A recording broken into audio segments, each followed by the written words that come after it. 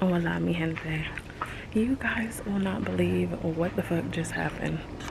I recorded a mental health Monday and then I accidentally deleted all of them off of my SD card. The fuck happened? I was looking at it because they were like, oh, you need more space, and I didn't know I was in the SD part of where I was deleting from, and I am blown right now. So blown. But we gonna try it again because I'm getting this mental health Monday out. Let's start with my emotional check-in. Y'all, this morning was ass as fuck, okay? My emotions were all over the place. Actually, in one place, they were being very emotional as fuck. I did not sleep at all last night. I cried like a freaking baby for the majority of the night, and woke up, had the saddest workout known to man, and then here I am. Like, I actually came back and put my pajamas on, funky as fuck, and then I was like, hold up, I need a shower. Like, what the fuck's going on with me? Don't let outside influences affect you. So I showered. Then let me tell you, I washed and twisted my hair yesterday, but I was waiting on this conditioner and I got impatient, so I just was like, fuck it, let me just retwist it. And I retwisted it, and then the conditioner came probably 2 hours later, and so I washed it this morning and conditioned it. It feels really fucking nice right now. It really does. I need to finish up and like retwist it and stuff like that, but yeah, I just be wasting my time. So anyways, that's what the fuck's going on with me this morning. And timestamp, it's Monday, August the 2nd. So yeah, I cannot believe I just deleted all that footage. Can you believe it, y'all? So I don't want to be in the house or around the house, so we're just about to go take this walk again. I'm leaving my phone at home this time. Let's go. Oh, there was a frog in my backyard and it was really dope. Y'all, so a few months ago I was in therapy, and I was in therapy for a few months before my therapist got sick. I love the shit out of therapy. Even the emotions it evokes inside of you, I love therapy. But my therapist got sick, I got sick, and so things were happening and we just weren't able to link up. She's supposed to be at the end of the month taking back clients again, so I want to make sure I get in on that. But anyways, I had a lot going on emotionally, obviously. This was around the time where things were really bad in the house, which happens like every other month. And I was trying to get insight on how to deal with things. And so she was trying to get insight on me. Now, I'm very good at self-work and doing all that stuff. And so the homework was easy. I loved it all. But we got to the point of abandonment. And putting into perspective how many times I've felt abandoned in my lifetime. So one was by my father. He was the first one because he was abusive. My parents split up, and he stopped coming around. Now, mind you, whether your parent is shitty or not when you're young,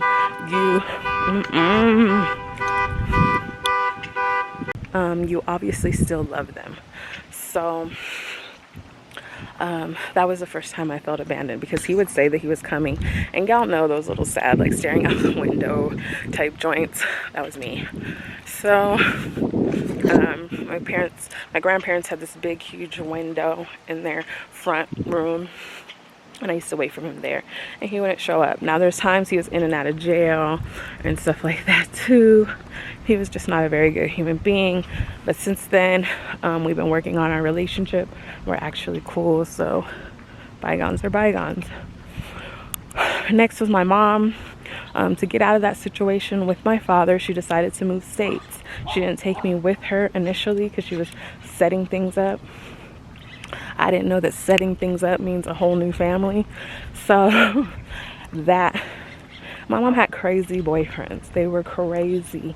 So I wasn't too keen on men. She never really took that into account, and she just had me move in with her and some new dude. Luckily, she picked right. I love my dad. He's the dopest. So yeah, that actually worked itself out, and she became the crazy one in the relationship. So kudos. But then my uncle, he went to jail, and he was like another father figure to me. He went to jail for 12 years, and so again, I felt abandoned. And then my grandparents died, and I'm still trying to deal with that loss. I don't know that you can ever get over something like that, because I know I can't, but if you can, please give me some pointers, because this shit's painful. So try the shade again. It's not really as shady as before, but so those were some times. And then she asked me to speak on some times in my marriage where I felt abandoned, which was essentially every fucking time I needed like a lot of support. It's whenever I needed a lot of support, he was ghost. So it was during my miscarriage. It was during after I got hit by the car when I was walking with Taj, and it was when the antibiotic had fucked my life. Like, I couldn't walk for 6 months. Do you think I got assistance? No. I pull myself back up, okay? Everything that I had to bounce back from, I bounced back by my motherfucking self. Trust. So,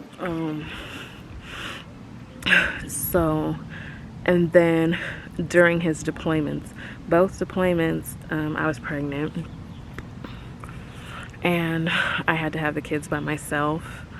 And, well, I mean, my mom was there, but he wasn't there. And just anytime I needed, if there's a time I needed emotional support, that's the time that he was not there. So I had a lot of abandonment issues. And me, I'm a very communicative person. Like, I like to talk things out. I like to work through things. I'm a person that I'm not unreasonable, so we could sit there and we could chat or whatever. And so I prefer those things. And when I don't feel like I'm being communicated with, I often feel abandoned in those moments too. So like, if something's going on with you, let's just say, and you're not in the mood to talk, but you just, and I can't really get mad. It could be karma, really, honestly and truthfully, thinking about it now. Instead of just ghosting, you can just say something. But I did have the tendency of doing that.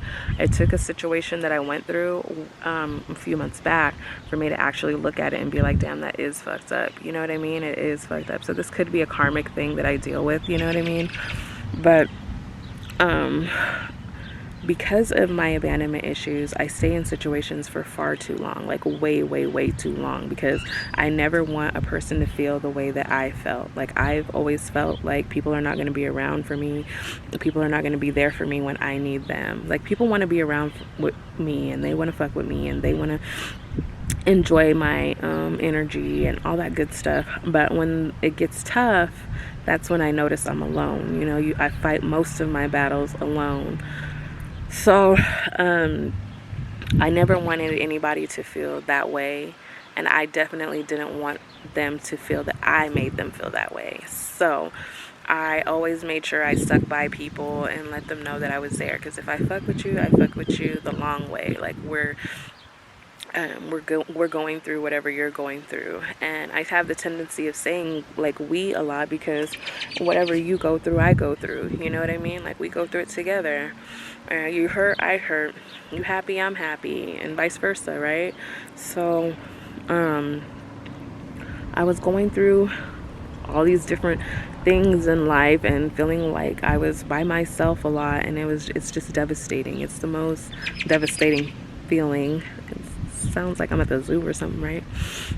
Most devastating feeling that I've ever endured is being alone when I felt like I needed people the most. And I'm a person that I used to be pretty good at like just toughing through things, but as these challenges got harder and harder, I was having a hard time going through these things by myself, and I would feel often alone and abandoned.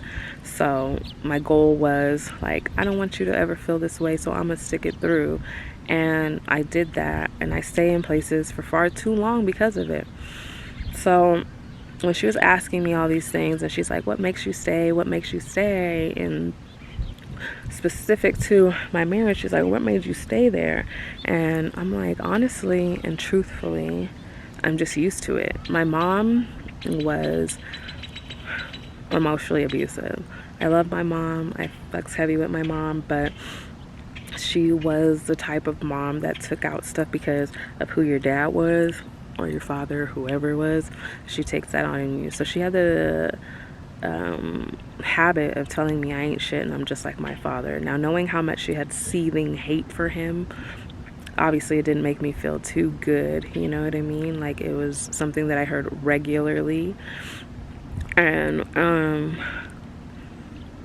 it honestly just played into my head. So when I got into this relationship where he basically was like, you ain't shit and you're not doing anything right and you don't make me happy type shit, I was already kind of like used to that type of stuff because I was already in that type of environment. I grew up in that environment. That kind of environment is normal to me. So to be able to dodge landmines, walk on eggshells, all that shit is normal. That's why I had a video. I don't know when I did this video. It was a Mental Health Monday. I married my trauma. Was because that's exactly what happened. I married my trauma. Like, I married somebody that was exactly the way my mom treated me. Exactly like that was my marriage. So it was just normal, but I wouldn't leave it because I felt like I had to stick it through, you know what I mean? And as time went on, it was breaking me down and breaking me down, you know, but I smiled my way through it and faked my way through it, and everybody thought everything was great and all that good shit, but it was awful. It was a very awful environment. People didn't know what was going on behind the scenes in this environment. So I was just already used to it though, because that was just already my life. But abandonment is what kept me in that situation, because for fear of feeling like I was a failure at something. And people pleasing comes with abandonment. So you think, like, in your head, your rationale is if you do everything right, they won't leave, right? And little did I know, this motherfucker didn't have plans on leaving anyways. Like, he would have never left me at all. That wasn't going to be the issue. The issue was whether or not I loved myself. You know what I mean? That's the issue. Do I love myself enough to leave? And it took a long time for me to get to that point. You know what I mean? Being out here alone is hard when you need that kind of support. But like, my family is kind of like weird about the way in which they support my separation. So they every other day are supportive of it. Some days they are, some days they aren't. They don't get that for my own mental health, my own sanity, this is necessary. You know what I mean? You don't want to be with somebody that makes you feel like you ain't shit. You know what I mean? Like, that's just not it. So, there's ants.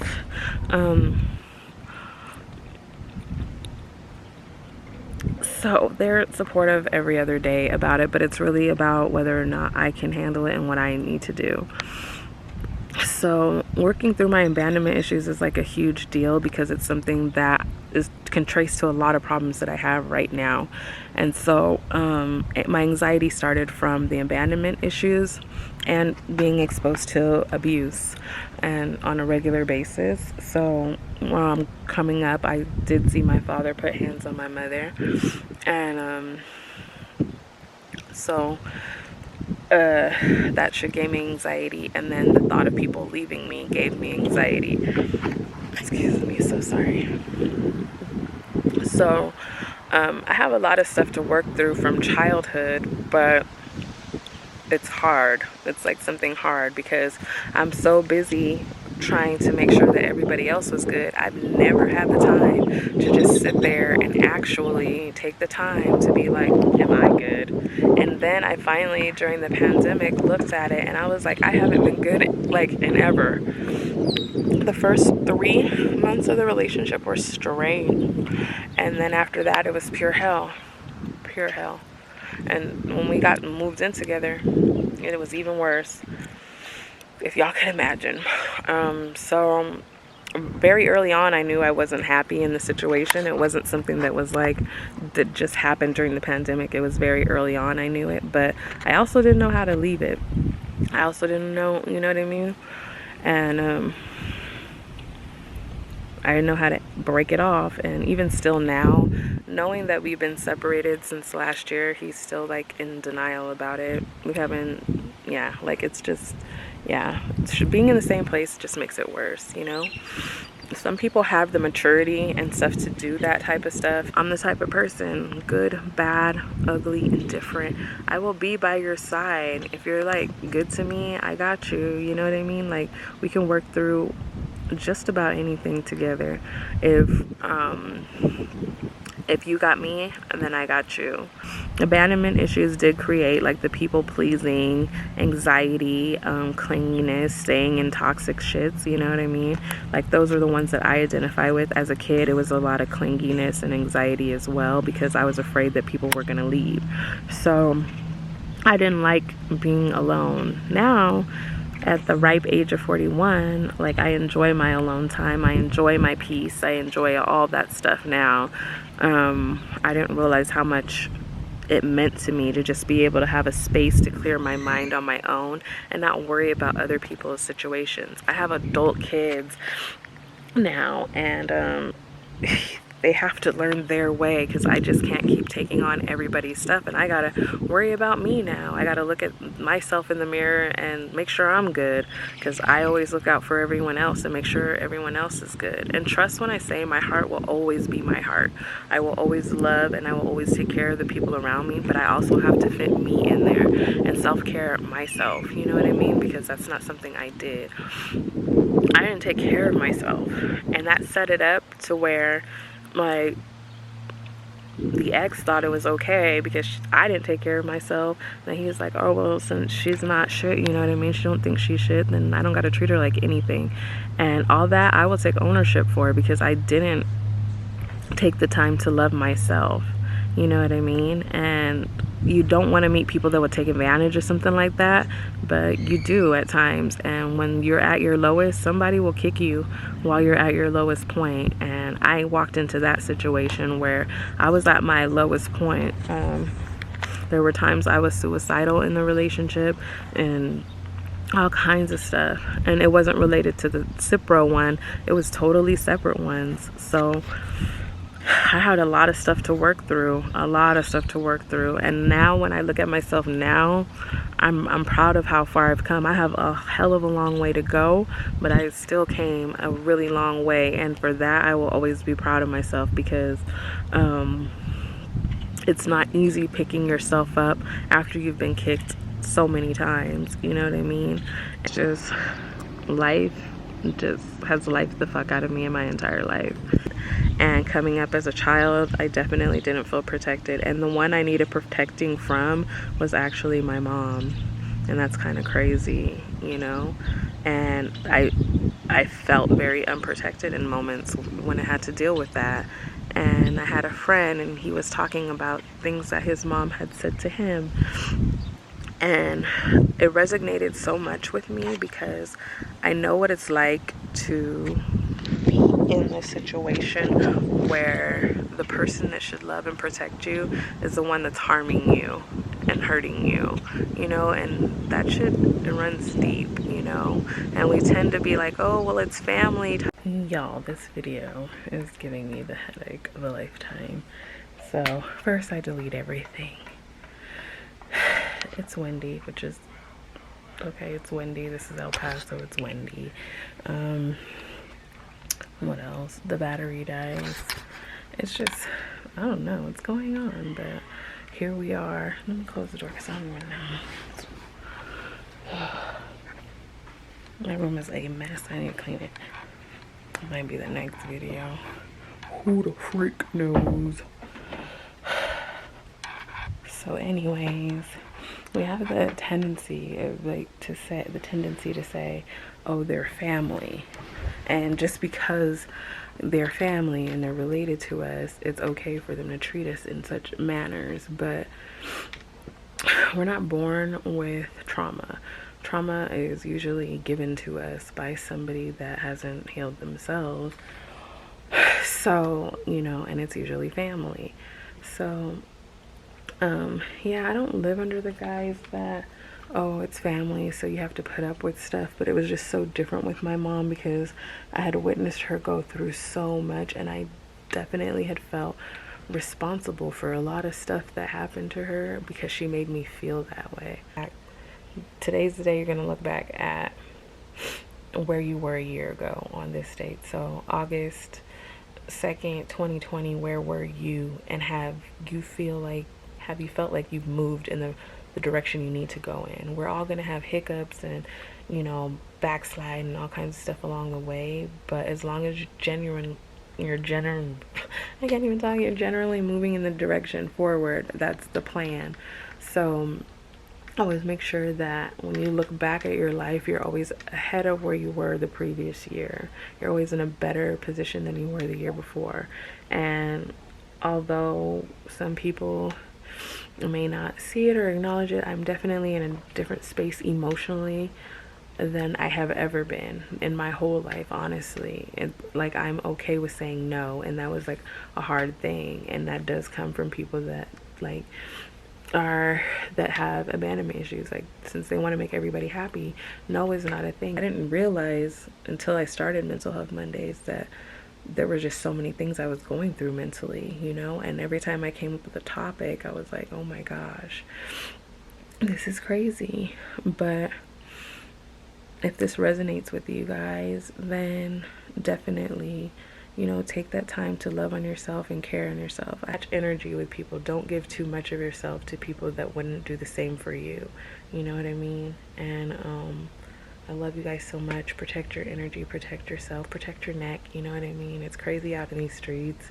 There's a lot of loss of humanity, a lot of loss of love and compassion. So, like, don't do that.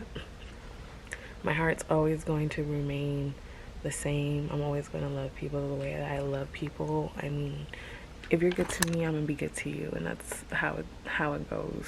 It was just a really rough night and a really rough morning, and I'm glad that I'm able to talk to you guys and filter through some of the things that I'm feeling and stuff like that. But it's definitely tough. You know, I'm a very emotional person. I'm very intuitive. I'm very in touch with other people's emotions, and so it does make it hard for me at times emotionally. Just imagine your worst bender. Like, you got drunk and then you got the emotions, not like, you know, the drunk where you're just like, hey, party, but it's like that emotional drunk type situation. That's how it felt. Like, it was where I couldn't stop crying and I couldn't stop feeling all these emotions. And, you know, the abandonment thing crept in my mind at this moment, and I was just having a hard time processing things. And I went for that walk. It was it was the saddest walk ever. Our first Mental Health Monday has taken me through the ringer, all kinds of stuff, technical difficulties. It's just been a day. I can't believe I erased my own footage. Who does that? I didn't even recognize, like, oh, I was wearing that today. Why am I deleting this? y'all, what a day. But I'm put some music on. I'm about to just do the damn thing and get this done. I just cannot believe my battery died. Like, I just couldn't believe it. It's like, I don't want the message to get out, but we gotta calm down. Well, we're getting it out anyways. Love you guys so much. Thank you for watching. I appreciate each and every one of you, and I will see you in the next video. Oh my god. And I will see you in the next video. I'm out.